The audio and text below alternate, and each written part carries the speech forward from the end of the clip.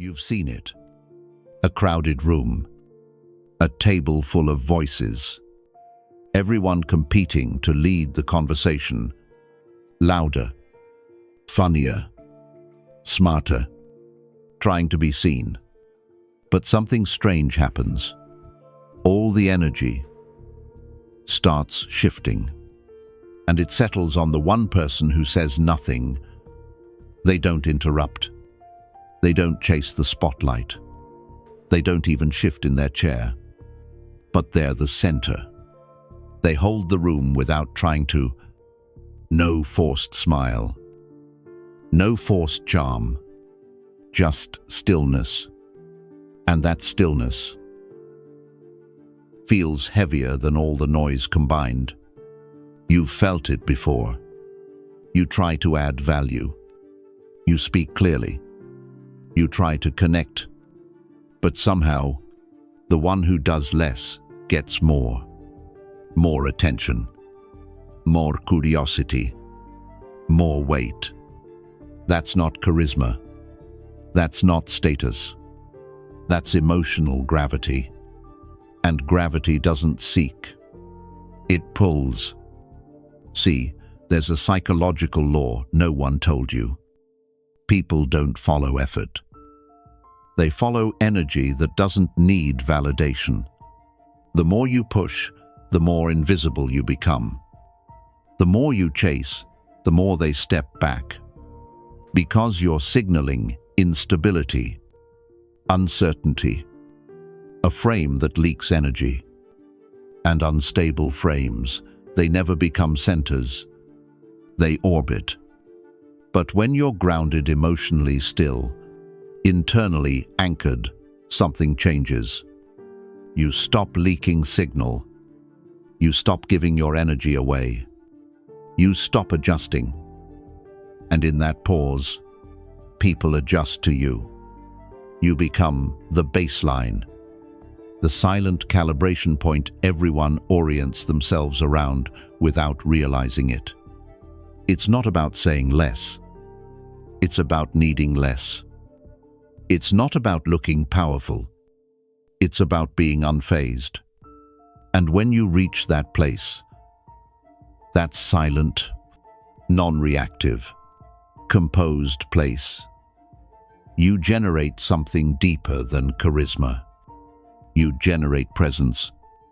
And presence isn't volume. It's density. Stillness isn't empty. It's compressed authority. Tight. Focused. Composed. And the reason you remember that quiet person in the room is because your nervous system sensed what your mind couldn't explain. They didn't compete. They didn't explain. They didn't perform. They just held still, held frame, held power. So ask yourself, what if you stopped chasing attention? What if you learned to hold still until they couldn't ignore you anymore? It's not confidence. It's not luck. It's gravity. And yes, it can be built.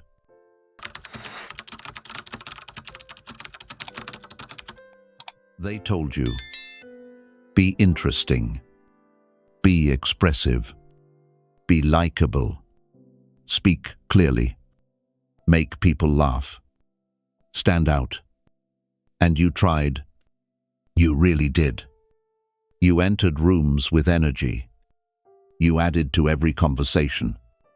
You smiled harder, talked faster. You tried to impress.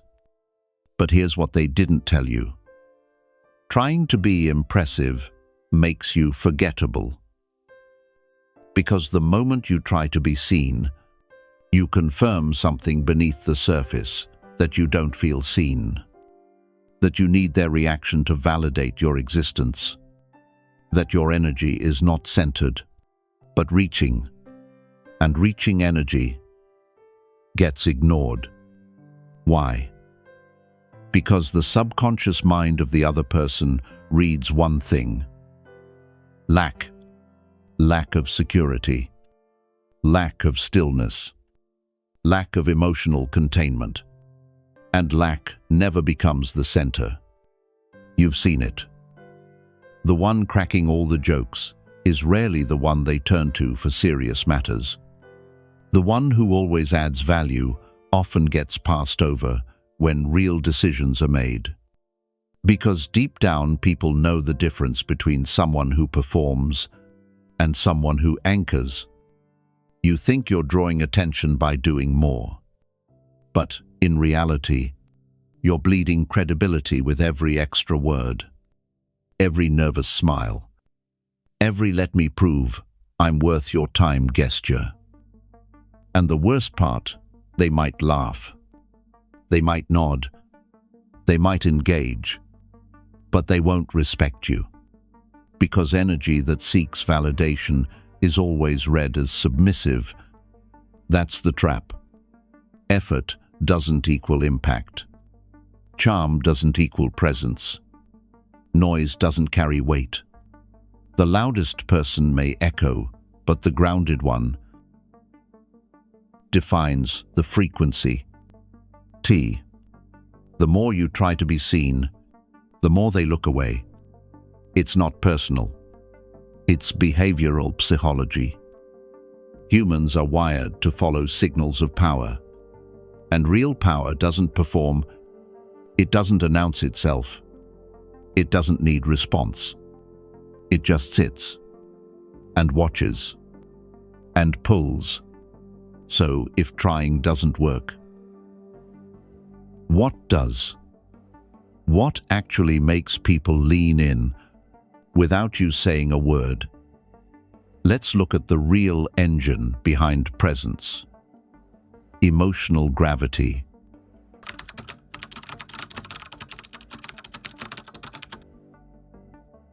So, if effort isn't what draws people in, what does? The answer is mass. Emotional mass. The invisible force that makes others lean toward you without knowing why.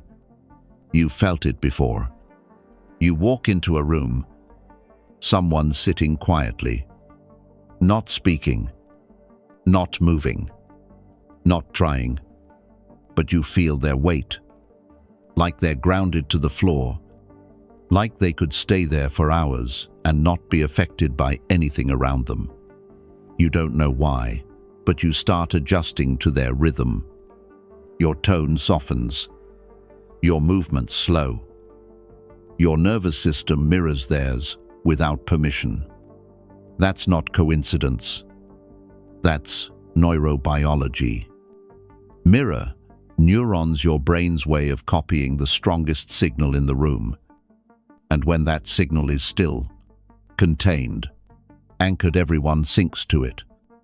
Because the human brain craves stability. We don't just seek leadership. We seek emotional gravity, a presence that doesn't shift with every impulse, a field we can orbit around because it makes us feel safe without ever saying it does. And here's the paradox. You don't need to have power to create this kind of gravity. You just need to stop leaking, stop fidgeting, stop reacting. You don't need to be louder. You need to be denser. You're not a signal. You're a gravitational field. Every twitch, every anxious laugh, every quick reply. That's weight loss, energetic thinning. But when you slow down, drop into your body, hold your breath for half a second longer, you stop being read. You start being felt. That's when people begin to shift their chairs slightly toward you. That's when they look for your reaction before finishing their sentence. That's when your stillness becomes the default rhythm for the entire room. Because humans don't follow noise. They follow calibration points. The ones who don't flinch. The ones who stay seated while the world scrambles. And here's the truth. They don't follow you because you're in control. They follow you because your nervous system tells theirs, "We're safe here." That's emotional mass. And it doesn't come from status. It comes from containment. The less you project, the more they orbit. Now, how do you actually use that to influence a room without a single word? Let's go deeper.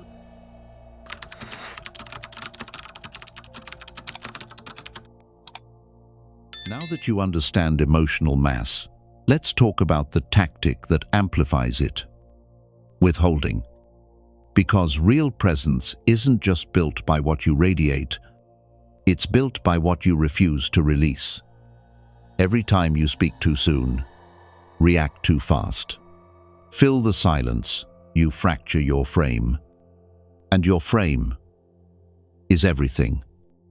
In psychology, your frame is the internal narrative that defines how the world engages with you. It's your emotional posture. It signals one of two things. Either you're solid or you're shaped by what's around you. Here's the rule: whoever reacts first loses the frame. And in silence, frame becomes visible. Someone attacks you verbally. They want to trigger you. They want you to defend, correct, explain. But you don't flinch. You don't blink. You don't even lean forward. You hold. And suddenly, the room repositions. The attacker seems loud. Desperation. Exposed. You untouched. That's not avoidance. That's psychological jujitsu. You used stillness as pressure. You used withholding as dominance. Because here's the secret most people miss. Silence is not the absence of power. It's the suspension of it. And the longer you suspend, the heavier it becomes. Most people can't handle silence. They rush to fill it, to explain, to patch, to soften. But silence is a mirror, and it forces everyone in the room to see themselves. That's why it's terrifying. That's why it works. So how do you weaponize it? Use the 3 rules of containment. Don't fill the silence. Let them squirm in the space you leave untouched. Don't reply too fast. A pause, just 2 seconds, makes your words heavier. Don't fix the tension. Tension is a currency. Hold it. Let them feel its weight. The person who holds tension controls the emotional frame, and once you control the frame, you don't have to push. You don't have to chase. You don't have to outperform. You just sit there, unmoving, unbothered, undeniable. Because in a world obsessed with speed, stillness becomes a signal of supreme control. Stillness isn't absence. It's dominance held in place. Now, what happens when you go one level deeper, not just staying still, but slowing time itself? Let's move to the next tactic.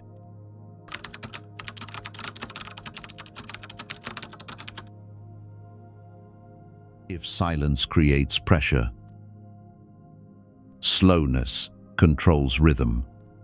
Because when you slow down, you don't just appear calm, you begin to set the emotional tempo of the entire environment. Most people rush. They speak fast. They move quickly. They're afraid of losing the moment, afraid of being left behind. But speed is reactionary, and reaction is submission.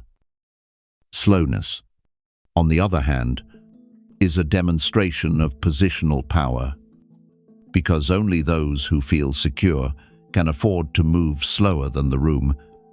Only those who hold the frame can choose when they speak, how they breathe, and how long they make others wait. That's not hesitation. That's authority. The mind equates slowness with deliberate control, with weight, with leadership. A slow breath in a tense moment shifts the tone of the room. A pause before you respond creates anticipation and edge. A measured movement, turning your head 1 second later than expected, forces others to sync to you. You don't have to raise your voice. You just have to lower your pace. Because fast energy reacts, but slow energy governs. Because the slower your energy, the stronger your frame appears. And frames are contagious. Your tempo becomes the room's tempo. Your silence becomes their discomfort. Your stillness becomes their center point. This is how real dominance works. Not by volume, not by status, but by shifting the nervous systems around you into your rhythm. Want proof? Look at high-level operators, the heads of organizations, the ones no one interrupts. They don't speak fast. They don't fidget. They move as if time bends around them. Because it does. Présence crée temporale authority. It slows perception. And the one who controls time controls perception. So how do you apply it? Start here. Walk slower. When entering a room, you're not chasing the moment, you are the moment arriving. Let your voice drop between sentences. The gap is louder than the words. Use intentional breath. A subtle inhale before speaking forces them to wait on your timing. Don't rush answers. Slowness adds gravity. It makes people lean forward. When you slow the tempo, everyone adjusts to your beat. You don't just hold the frame, you stretch it, expand it, own it. Now, if slowness controls space and time, how do you become the actual center they orbit around? Let's complete the strategy.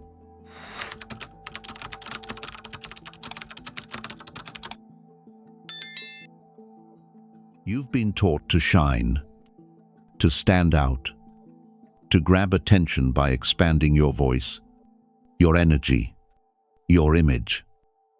But magnetic presence doesn't come from expansion. It comes from compression.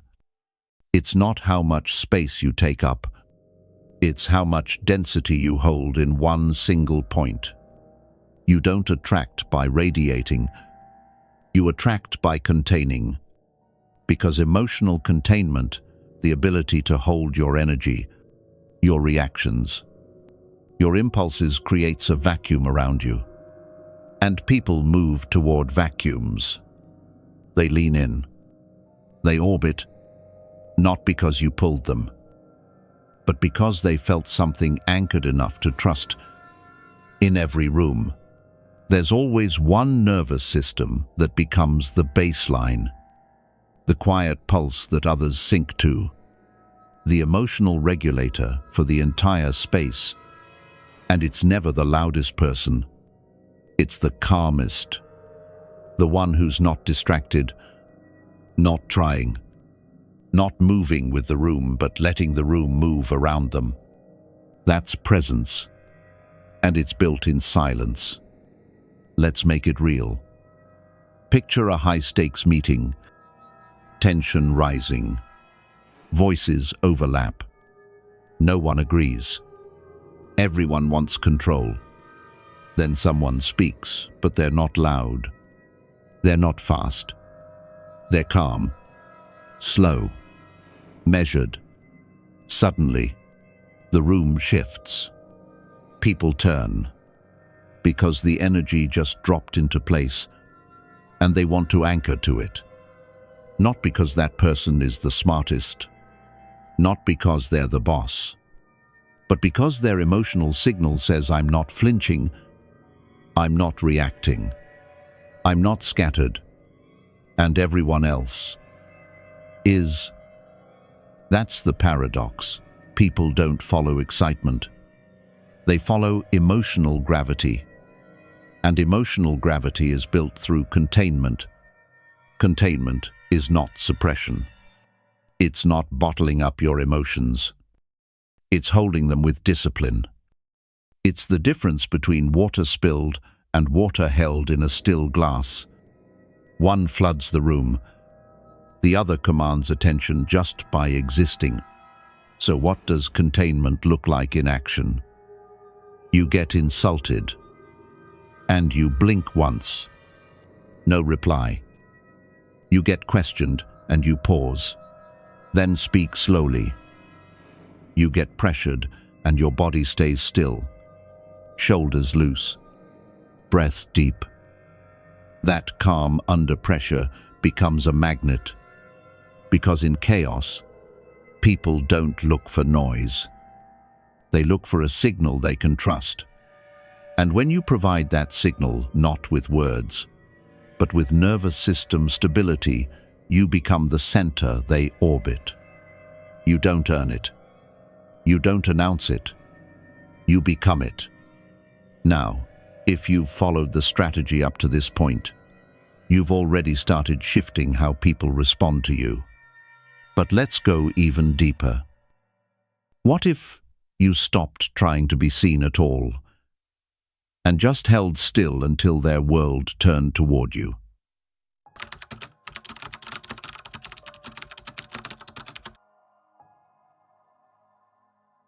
Let's step back. What just happened? We began with a trap. The endless chase for validation. The noise. The projection. The constant need to be seen. But chasing creates distance. Reaching dissolves presence. And when you try to shine, you push light away from yourself. Then we turned inward, to the shift. From reaction to restraint. From effort to stillness. From external control to internal containment. That's the new frame. And it's not built on charisma. It's built on gravity. You learned that the person who holds still controls the room. That silence is not emptiness, it's compressed dominance. That presence doesn't demand attention. It creates orbit. And now you see it. You don't need to say more. You don't need to move faster. You don't need to be louder. You need to anchor. Anchor your voice. Anchor your body. Anchor your frame. Until the room bends toward your stillness. Just like they did with the one who said nothing. Because people aren't looking for excitement. They're looking for a fixed point in a world full of static. They're looking for a signal that doesn't shift. And if that signal is you, you'll notice something strange. People begin adjusting around you. They mirror you. They check in with your mood. They wait for your response. Not because you asked them to, but because you became their regulator. That's influence. That's frame. That's gravitational leadership. And it doesn't come from doing. It comes from not leaking. So here's your challenge. For the next 24 hours, don't try to impress. Don't explain yourself. Don't fill every silence. Instead, hold. Slow your voice. Drop your breath. Let your stillness do the speaking. Because real power isn't loud. It doesn't perform. It doesn't chase. It sits. And it shifts the entire room. Without moving a muscle. If you're ready to stop projecting and start anchoring, then leave a mark. Comment below. I hold the gravity. Let the others chase noise. You've become the field they can't escape. This is not presence. It's pull. And it starts when you stop reaching